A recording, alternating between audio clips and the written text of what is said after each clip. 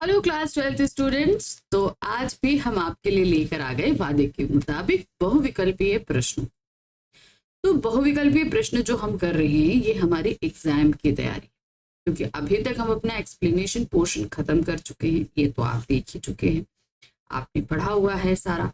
तो काव्य खंड में भी एक दो चैप्टर को छोड़कर सभी जगह बहुत ही आसान अध्याय थे। आज भी कुछ ऐसा ही बहुत ही आसान अध्याय जो हम पढ़ चुके हैं उनके बहुविकल्पीय प्रश्नों को करना चाह रहे हैं। क्लास 12th हिंदी कोर की हमारी बुक है आरोह भाग 2, उसके काव्य खंड का आज 8वां और अंतिम अध्याय, ध्यान रखिएगा, सॉरी 9वां, आज ये 9th चैप्टर है। 9th चैप्टर है और काव्य खंड यहाँ से खत्म हो जाएगा। इसके बाद हमारा गद्य खंड शुरू होगा।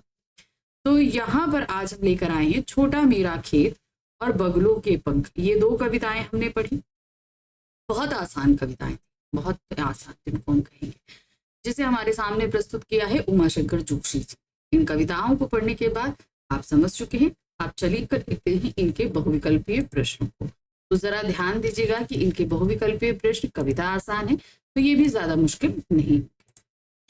तो चलिए, सबसे पहला हमारे पास में पद्यांश आया है। दो कविताएं हैं, इसलिए इस पूरे वीडियो में आपके पास 5 पद्यांश में रखूंगी जिनके आधारित हम प्रश्नों को करेंगे। पहला पद्यांश है, छोटा मेरा खेत चौकोना, कागज का एक पन्ना, कोई अंधड़ कहीं से आया, छड़ का बीज वहां बोया गया, कल्पना के रसायनों को पी बीज गल गया निशेष, शब्द के अंकुर फूटे पल्लव पुष्पों से नमित हुआ विशेष। तो अब यहाँ पर कवि ने जो है अपना कवि लिखने के कर्म को कृषि कर्म के साथ कंपेयर किया है। जैसे कि एक छोटा चौकोना खेत होता है, उसी तरीके से इन्होंने एक चौकोना पन्ना लिया और उस पन्ने में कोई अंधड़ आया, यानी कि विचारों की, अब कोई कहीं से तेज हवा चलती है तो बीज आकर जो है उस खेत में पड़ जाता है। उसी तरीके से बहुत कुछ जो है वो सोच विचार आता है कवि के दिमाग में, और उसी समय उनके दिमाग में एक कविता का क्या होता है, जन्म होता है। तो छड़ का बीज वहां पहुंच गए, यानी कि एक ही क्षण में वो बीज खेत में आ जाता है और कविता का जो शीर्षक होता है वो कवि के दिमाग में आ जाता है।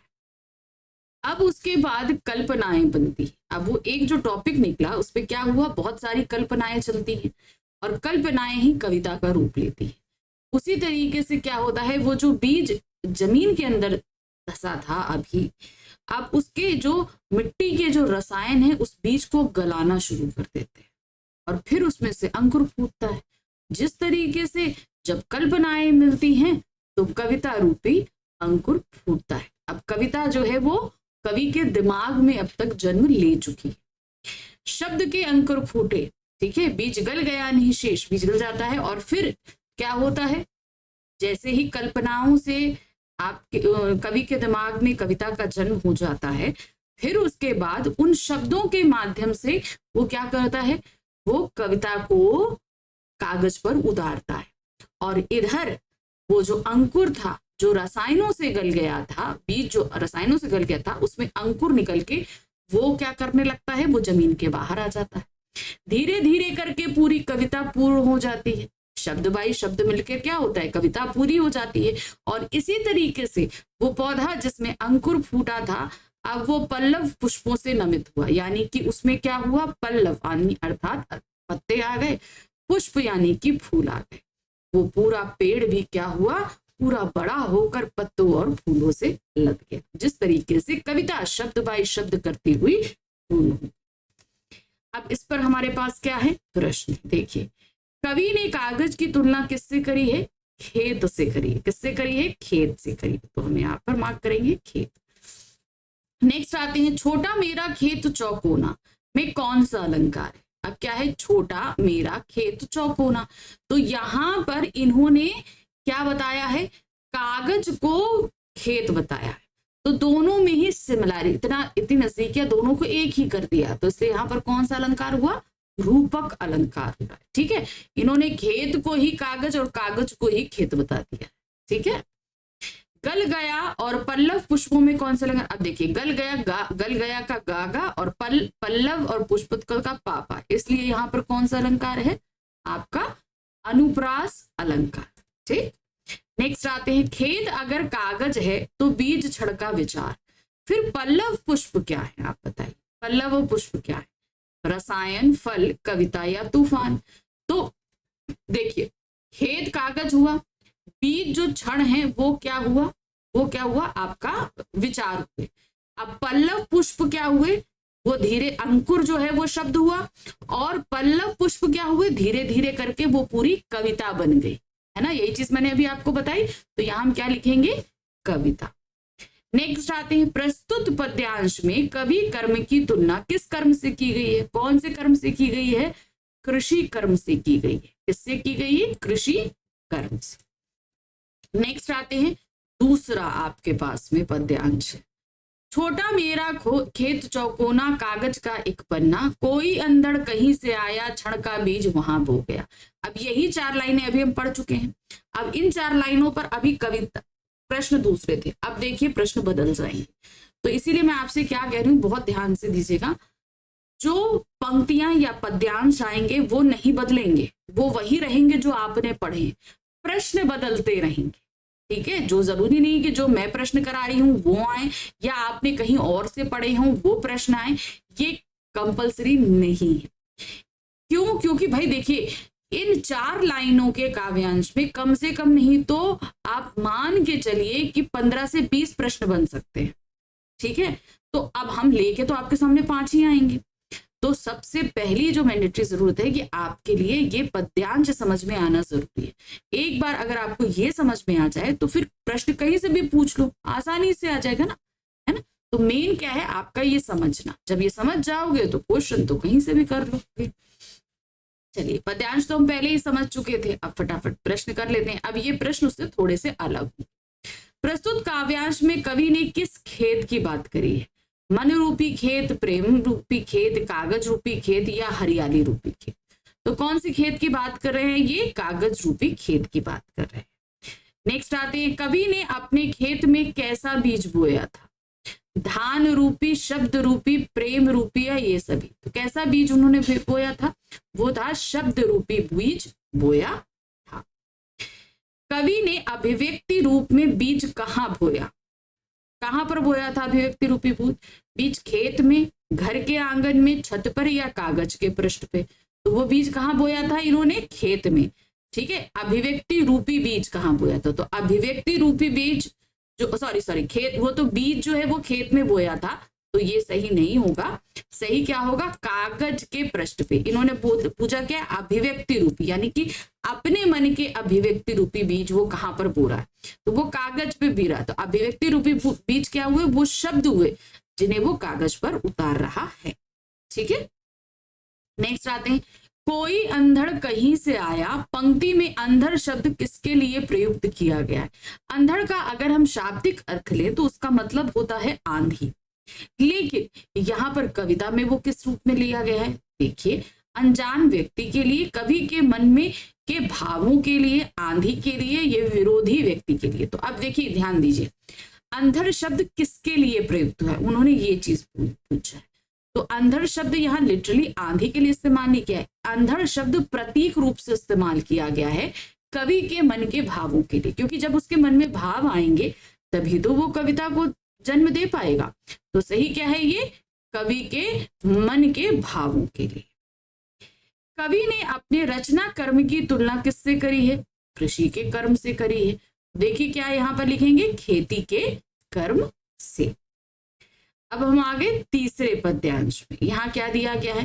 कल्पना के रसायनों को पी, बीज गल गया निशेष, शब्द के अंकुर फूटे, पल्लव पुष्पों से नमित हुआ विशेष। अब यहाँ पर अभी देखिए, यही काव्यांश हमने पहले वाले काव्यांश में इसकी 4 पंक्तियां पढ़ी थी, वो मैं आपको समझा चुकी। उस समय क्वेश्चंस दूसरे से, अब क्वेश्चंस बदल जाएंगे। क्या है? कवि ने रसायन किसे कहा? साहित्य को, शब्द को, कल्पना को या खाद को? अब देखिए, हमारे मन में जब किसी भी चीज के भाव आते हैं तो हम उन्हें कल्पनाएं देते हैं। जब कल्पनाएं देते हैं, अब जैसे आप ये सोच लो, सपोज आपने एक प्लान किया कि हम लोग कहीं घूमने चलते हैं, तो आपके मन में भाव आया।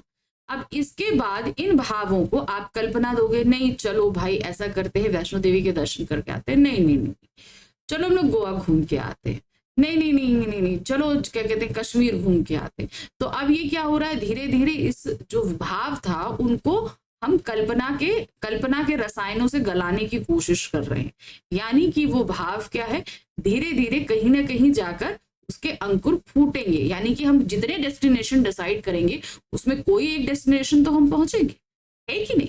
तो यहाँ पर क्या होता है, कवि ने रसायन किसको बोला है, कल्पना को। बीज के गल जाने के बाद उसका क्या हुआ, अब बीज गल गया, तो बीज जब गल जाता है तो उसमें से क्या होता है, अंकुर फूटते हैं ना।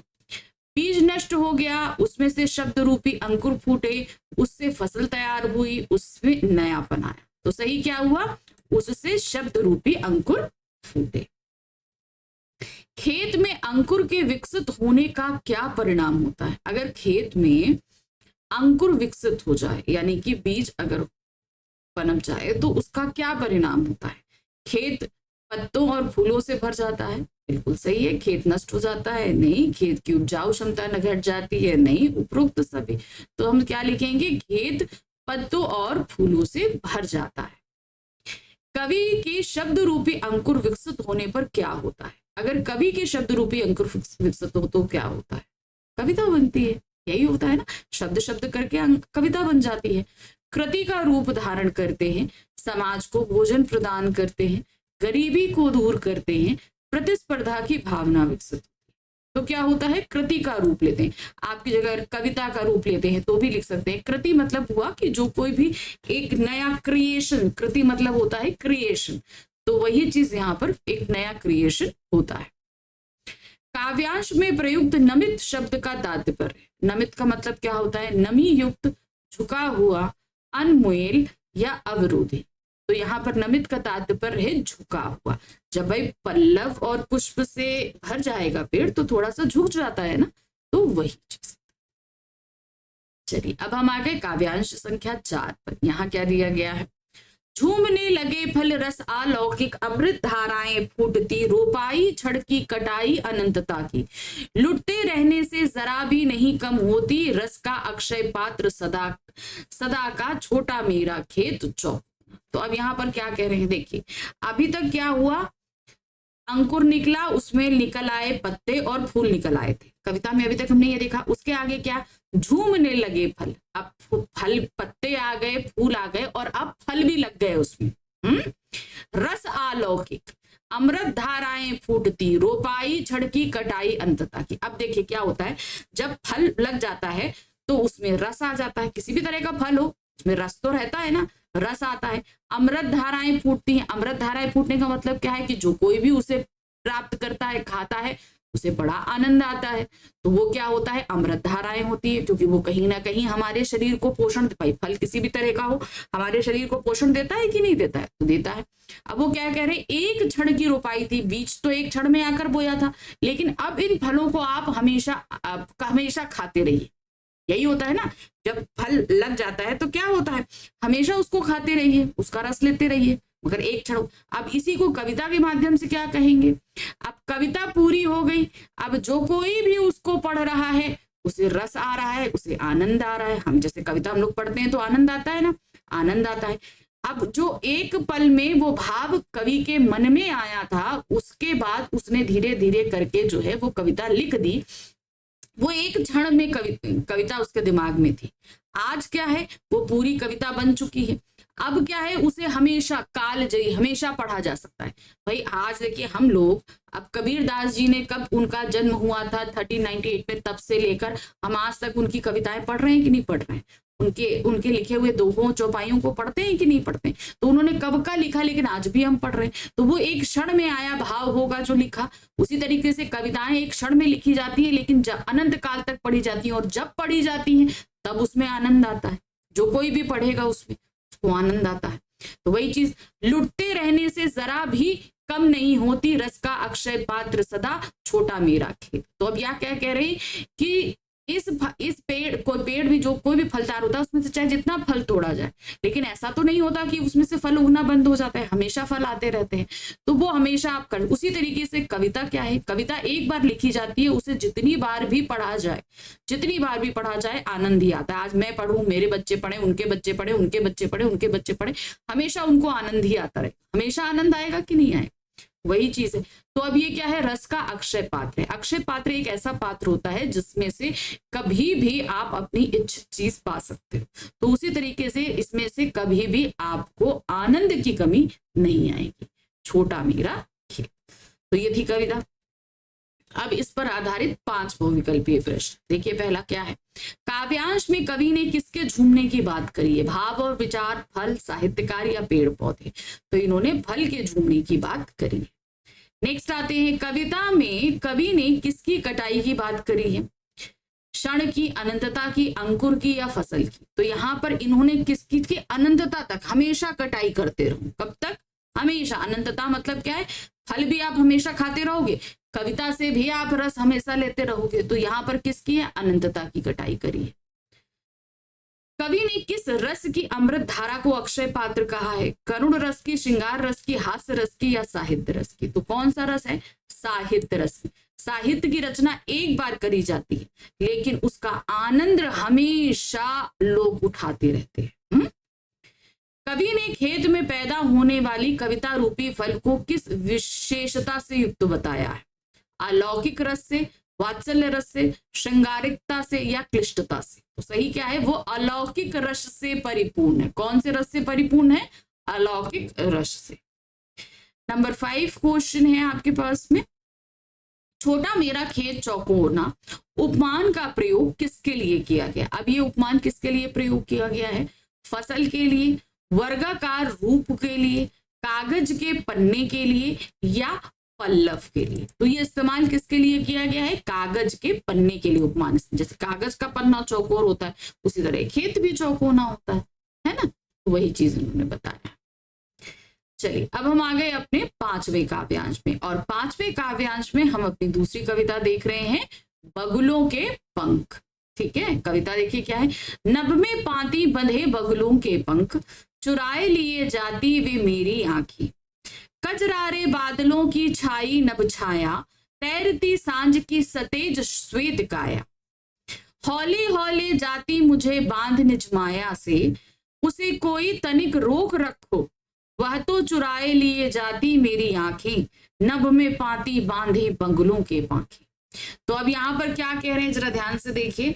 कवि ने एक दृश्य देखा है, क्या देख रहे हैं? नभ में पाती बंधे बगुलों के पंख, यानी आकाश में जो है वो बगुले जो है, सफेद बगुले जो हैं, वो पंक्ति बनाकर उड़ रहे हैं। चुराए लिए जाती मेरी आंखें, तो चुराए लिए जाने मेरी आंखों का मतलब है कि ये दृश्य मुझे बहुत सुंदर लग रहा है। कजरारे बादल की छाई न बचाया, अब देखिए सफेद बगुले उड़ रहे हैं, कहाँ उड़ रहे हैं? आसमान में उड़ रहे हैं, लेकिन वो आसमान कैसा है? कजरारा, यानी कि काले काले बादल छाए हुए हैं और उसके ऊपर सफेद बगुले पंक्ति में उड़ते हुए चले जा रहे हैं। तैरती सांझ की सतेज श्वेत काया, ऐसा लग रहा है संध्या होते हुए जो वो एक जो हल्की सी जो है सफेद सी छाया दिखने, जब सूरज डूबने लगता है तो आप देखोगे दूसरे साइड में आपको आसमान में कहीं सफेद, कहीं काले, कहीं नारंगी, इस तरीके के बादल दिखने शुरू होते हैं। तो ये वही स्वतेज काया की बात करी जा रही थी, जैसे लग रहा है श्वेत रंग के जो है वो बादल दिखाई दे रहे हैं।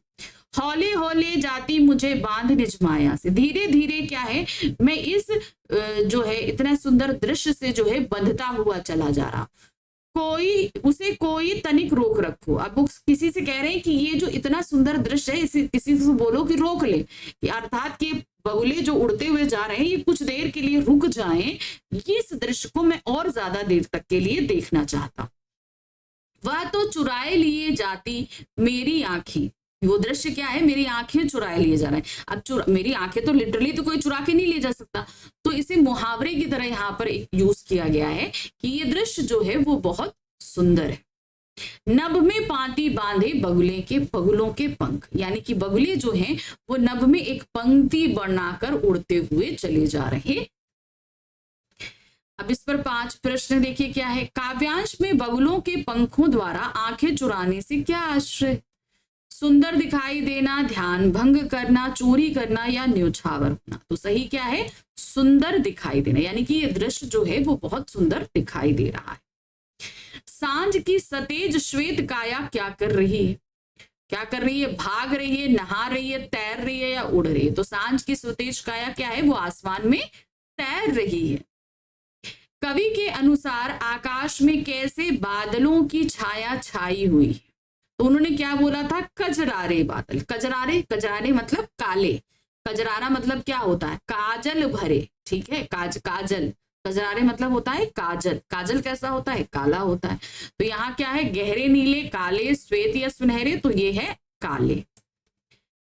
कवि को बगुलों का कौन सा सौंदर्य अपने आकर्षण में बांध रहा है, उनका पंक्ति बनाकर उड़ना, ठीक है ना। पंक्ति बद्ध रूपी सौंदर्य, काया रूपी सौंदर्य, माया रूपी सौंदर्य या शांति रूपी सौंदर्य। तो उनका कौन सा सौंदर्य है, वो है पंक्ति बंध रूपी सौंदर्य, यानी कि पंक्ति बनाकर उड़ना। बगुलों के पंख बादलों के ऊपर तैरते हुए किसके समान लग रहे हैं, सांझ की स्वतेज काया। स्वतेज यानी कि इन्होंने संध्या को एक काया, शरीर के रूप में बता दिया है इस तरीके से। प्रातः काल की सुंदरी काया, गोधूली बेला की पीली काया या रात्रि की काली काया। तो कैसी है वो, सांझ की स्वतेज काया। चलिए यहां तक तो अभी हमने दोनों ही कविताओं पर जो है पद्यांश आधारित बहुविकल्पीय प्रश्नों को करा। मैं फिर कह रही हूं पद्यांश यही रहेंगे, प्रश्न बदलेंगे, इसीलिए पद्यांशों को पढ़ना आपके लिए मस्ट है, उसको जरूर पढ़िए, ठीक है। चलिए अब हम कर लेते हैं पूरा संपूर्ण पाठ आधारित कुछ प्रश्नों। कवि के मन में कैसा तूफान आया हुआ था, है ना, एक अंधड़ आया, तो वो अंधड़ कैसा था, भावों का अंधड़ था। अब ये तूफान कैसा होगा, भावनात्मक होगा। भावनात्मक, सकारात्मक, नकारात्मक, कल्पनात्मक, तो क्या है ये, भावनात्मक तूफान है। कवि के मन का विचार किसके माध्यम से कागज पर अंकित हो रहा है, किसके माध्यम से, कवि की इच्छाओं के माध्यम से, कवि की भावनाओं के माध्यम से, कवि की कल्पनाओं के माध्यम से, कवि की सूचनाओं के माध्यम से। तो किसके माध्यम से ये व्यक्त हो रहा है, वो हो रहा है कवि की कल्पनाओं के माध्यम से। अब वो भाव आए, फिर उसे कल्पनाओं के जरिए उसने क्या किया, शब्द दिए। अद्भुत रस की अनेक धाराएं कब फूटती है, कब होता है, जब फल लग जाते हैं, है ना, जब पन्ने रूपी खेत में कविता रूपी फल झूमने लगते हैं। जब पन्ने रूपी खेत पर कविता लिखी जाती है, जब पन्ने रूपी खेत में मिठास रूपी फल झूमने लगते हैं, जब खेत में फसल झूमने लगते हैं। तो यहाँ पर क्या हुआ, खेत में कविता रूपी फल, यहाँ पर मिठास रूपी फल नहीं है, यहाँ पर क्या है, कविता रूपी फल है। तो हम क्या लगाएंगे, नंबर 1 पर। अद्भुत रस की धाराएं किसकी तरह लगती है, अमृत की तरह लगती है ना, दूध की तरह, पानी की तरह, विष की तरह या अमृत की तरह। तो सही क्या होगा आपका, अमृत की तरह। तैरती सांझ की सतेज श्वेत काया में कौन सा अलंकार है, जरा ध्यान दीजिए। यहां पर क्या कह रहे हैं, सांझ की स्वतेज काया। सांझ क्या है, ये प्रकृति है। काया क्या हुआ, शरीर हुआ। शरीर किसका होगा, प्राणियों का होता है। तैरने का काम मछली या मनुष्य करते हैं, ये सजीव है। तो यहाँ पर निर्जीव का सजीव में रूपण किया गया है, वो भी मानवीय रूप में। तो ये क्या हो जाएगा आपका, मानवीयकरण अलंकार। नेक्स्ट आते हैं, कवि के मन प्राणों को किसने बांध लिया है, आकाश के काले काले बादलों ने, नहीं, आकाश के काले काले बादलों की छाया में उड़ते सफेद बगुलों की पंक्ति ने, ये सही है, उड़ते सफेद बगुलों की पंक्ति ने या प्रकृति के मनमोहक दृश्य। देखिए उड़ते सफेद के बगुले पंक्ति ने, तो ये तो सही है, लेकिन सही रूप में क्या है भाई, काले बादलों के ऊपर सफेद बगुले उड़ रहे हैं पंक्ति में, ये एकदम सही है। तो हम यहाँ लगाएंगे खा। नेक्स्ट आते हैं, हौले हौले में कौन सा अलंकार है, हौले हौले, एक ही शब्द 2 बार इस्तेमाल, दोनों बार सेम शब्द है और उसका अर्थ भी सेम है। तो यहाँ पर क्या हो जाएगा, पुनरुक्ति प्रकाश अलंकार। नेक्स्ट आते हैं, कजरारे बादलों की छाई नभ छाया में कौन सा अलंकार है। अब ध्यान दीजिए, कजरारे बादलों की नभ छाया। अब यहाँ पर सपोज करने के लिए कहा जा रहा है। सपोज करने के लिए कैसे करा है भाई, काले बादल तो हैं मगर कैसे बादल हैं, जैसे कि कजरारे होते हैं, यानी कि जैसे कि काले होते हैं। हम ये चीज बोली गई, तो सीधे सीधे यहाँ पर क्या है, कजरारे बादलों की नभ छाया। अब बादलों को किसकी उपमा दी गई है, कजरारे बादलों की। तो यहाँ पर क्या होगा, उपमा अलंकार। ठीक है ना, तो ये थोड़ा सा ध्यान दीजिए। नेक्स्ट आते हैं, कवि किस दृश्य पर मुग्ध है? प्रकृति के मनमोहक दृश्य पर, आकाश में छाए कादले बादलों पर, आकाश में उड़ते बगुलों की पंक्ति पर, या अपनी कविता पर? तो किस पर मुग्ध है? वो है आकाश में उड़ते बगुलों की पंक्ति पर। फिर आते हैं, बगुलों के पंख किसकी रचना है? शमशेर बहादुर, उमाशंकर जोशी, फिराक गोरखपुरी, या सूर्यकांत त्रिपाठी निराला?